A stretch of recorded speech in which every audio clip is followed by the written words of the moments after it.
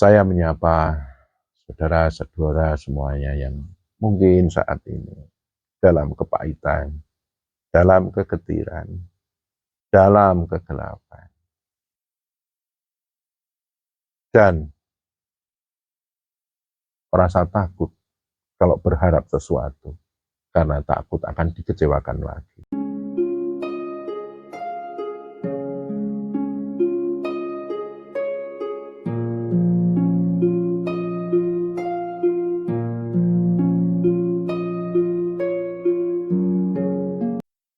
Saudara-saudaraku, ada sebuah pepatah mengatakan, hidup tak selamanya indah, hidup tak selamanya bahagia, hidup selalu berpijak di dua sisi.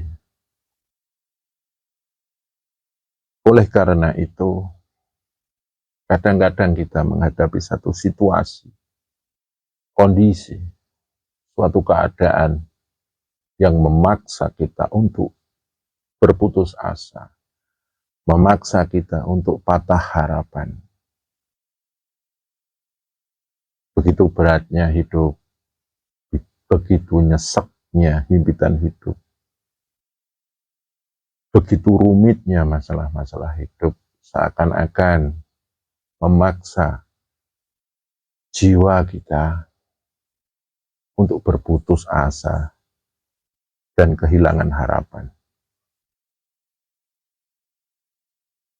Di dalam Al-Quran dikatakan, A'udzubillahi minasyaitonirrajim,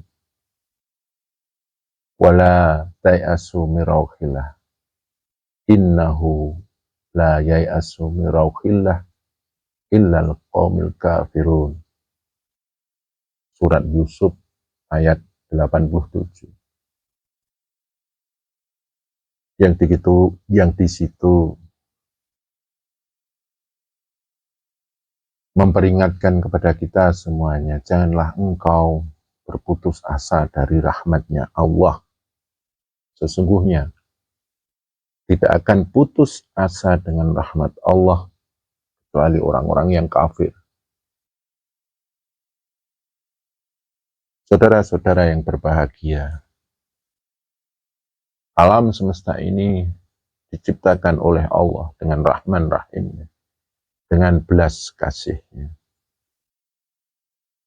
Allah pun mengajarkan apapun yang kita perbuat, mau makan, mau minum, mau tidur, mau bekerja, mau bepergian, mau apapun, kita diperintahkan oleh Allah lewat Nabi dan Rasulnya agar kita selalu ingat belas kasih Allah dengan mengawali semuanya itu dengan basmalah, yaitu menyebut asma Allah yang maha belas kasih. Di dalam Al-Quran pun setiap surat yang terkandung di dalam Al-Quran tersebut selalu diawali dengan lafaz basmalah. Seakan-akan lafaz basmalah itu menghiasi di dalam surat-surat Quran, dan itu sebagai satu hiasan yang sangat indah. Sesungguhnya itu adalah mengingatkan kita bahwa Allah itu maha belas kasih. Allah itu maha Rahman Rahim kepada kita. Lantas bagaimana ketika kita menghadapi satu keadaan yang pahit, getir, gelap? Dari yang saya sebut dalam Al-Quran tadi, kita wajib tidak boleh putus asa, wajib menjaga asa kita agar tidak pernah putus dari rahmatnya Allah. Saudara-saudara yang saya muliakan, mungkin kita manusia, kalau menghukum seseorang, bisa saja kita dengan emosional, dengan rasa benci, dengan rasa dendam, dengan rasa marah yang luar biasa. Akan tetapi Allah itu beda. Allah itu pada dasarnya maha belas kasih. Maka dari itu, saudaraku, ambil belas kasih itu. Jangan putus asa. Ketika engkau miskin, di dalam kemiskinanmu itu ada belas kasih Tuhan. Coba ambil itu. Jangan hanya fokus pada beratnya kemiskinan. Energi-energi negatif dimunculkan ketika kita menghadapi satu keadaan yang memang betul-betul miskin. Ketika kita mempunyai masalah di dalam hidup kita harus menyambung satu asa bahwa di balik segala masalah yang diberikan Allah kepada diri kita, itu ada belas kasih Tuhan. Ketika kita diuji dan dicoba oleh satu hal tertentu, sesungguhnya di balik ujian dan cobaan itu ada belas kasih Tuhan, Rahman Rahimnya Tuhan. Seperti di dalam Al-Quran, Allah menghiaskan lafaz basmalah, menyebut asma Allah yang maha belas kasih, itu menghiasi mushaf Quran. Kita analogikan di balik ayat-ayat hidup dan kehidupan kita. Di sana ada belas kasih Tuhan. Selanjutnya, apa sih makna dari apa yang saya aturkan kepada panjenengan? Sesungguhnya ini saya mencoba menasihati diri saya sendiri, bil khusus dan panjenengan semuanya secara umum. Bahwa kita tidak boleh lupa, kita tidak boleh mengingkari bahwa di balik semua yang terjadi dalam diri kita, itu ada belas kasih Tuhan. Lantas, bagaimana sih aplikasi dalam kehidupan sehari-hari? Boleh kita sedih dengan kemalangan kita, boleh kita sedih dengan penderitaan kita, boleh kita sedih dengan kegagalan kita, boleh kita sedih dengan segala masalah yang ada dan mendera diri kita. Tapi kita harus sadar, kita harus benar-benar yakin, iman, di balik semuanya itu ada belas kasih Tuhan. Coba cipta rasa karsa kita, coba menembus itu. Kemudian dengan segala peresapan, penjiwaan dan penghayatan, tangkap belas kasih itu. Kemudian ucapkanlah, Ya Rahman, Ya Rahim. Tangkaplah bahwa di balik semuanya itu ada belas kasih Tuhan. Ya Rahman, Ya Rahim, Ya Rahman, Ya Rahim. Kemudian puja-pujilah dia. Subhanallah, maha suci dia. Alhamdulillah, maha terpuji dia. Allahu Akbar, maha agung dia. Dengan segala keyakinan, dengan segala kesadaran, kita harus betul-betul menangkap belas kasih Tuhan itu, agar supaya kita tidak termasuk orang-orang yang putus asa, putus harapan dengan rahmatnya Allah. Dengan kita menyadari bahwa di balik semua yang terjadi pada diri kita, semua situasi dan kondisi yang menempel dalam diri kita, itu ada belas kasih Tuhan. Ketika sudah tak berdaya menghadapi sebuah keadaan, situasi dan kondisi, kita hanya perlu menangkap belas kasih Tuhan di balik semuanya itu. Maka pintu rahmat akan terbuka. Dan Allah lewat Qur'annya mengatakan, jangan putus asa.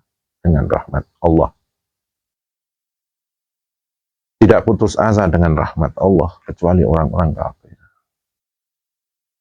Itu adalah sebuah pesan yang disampaikan oleh ayahnya Nabi Yusuf kepada putra-putranya. Dan itu adalah salah satu Quran yang diwahyukan oleh Allah kepada Nabiullah Muhammad Sallallahu Alaihi Wasallam. Jadi kita bisa introspeksi dan kita bisa mawas diri. Apakah kita termasuk orang yang putus asa tersebut dan masuk dalam golongan-golongan kafir tersebut? Seandainya kita bisa menangkap belas kasih Tuhan di balik semuanya itu, insya Allah akan terbuka pintu rahmat. Ketika kita berharap dengan dunia ini, dan dunia ini justru menambah kecewa dengan harapan-harapan kita, dan kita menjadi takut berharap, cobalah kita fokus dalam satu harapan, yaitu belas kasih Allah di balik semuanya itu. Dan pintu rahmat akan terbuka bagi kita. Rahmat bagi orang-orang yang gelap adalah dimunculkannya satu pelita yang menerangi kegelapan itu.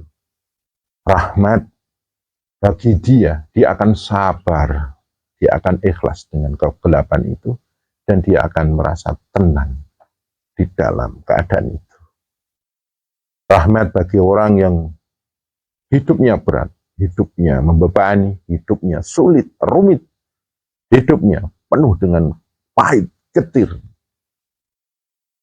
Maka rahmat itu akan datang dengan diberinya satu ketenangan. Dan rahmat akan datang dengan Allah mencabut semua masalah-masalah itu. Makanya, sambutlah rahmat itu dengan satu keyakinan bahwa di balik semua kepahitan, semua kegetiran, semua kegelapan, himpitan, tekanan, dan beban, itu ada rahman rahimnya Allah, ada belas kasih Allah. Insya Allah kita menjadi orang-orang yang betul-betul mukhlas, menjadi orang-orang yang betul-betul menjaga penghambaan kita kepada Allah. Dan kita bisa berharap kepada Allah yang maha menolong, Allah yang maha belas kasih, Allah yang maha merahmati, Allah yang maha memberi petunjuk dan hidayah. Dan dengan kepahitan dan kegetiran itu, kita akan dimasukkan oleh Allah dalam satu golongan orang-orang yang sabar, orang-orang yang tunduk dan sujud kepada Allah. Wasta'inu bis-sabri was-shalah. Tolonglah dirimu dengan sabar dan sholatmu. Secara hakikat, tolonglah dirimu dengan satu kesabaran menjemput rahmat Allah dengan keyakinan belas kasih-Nya. Menolong diri kita dengan tunduk kepada belas kasih Allah. Sujud pada belas kasih Allah dengan segala keimanan kita sebagai seorang hamba kepada Allah sebagai Tuhan kita. Saya menyapa saudara-saudara semuanya yang mungkin saat ini dalam kepahitan, dalam kegetiran, dalam kegelapan, dan merasa takut kalau berharap sesuatu karena takut akan dikecewakan lagi. Maka kembalilah kepada rahmat Allah dengan selalu merasakan belas kasih Allah di balik semua yang terjadi dalam diri kita. Semoga ini bermanfaat Dan kurang lebihnya mohon maaf. Matur nuwun.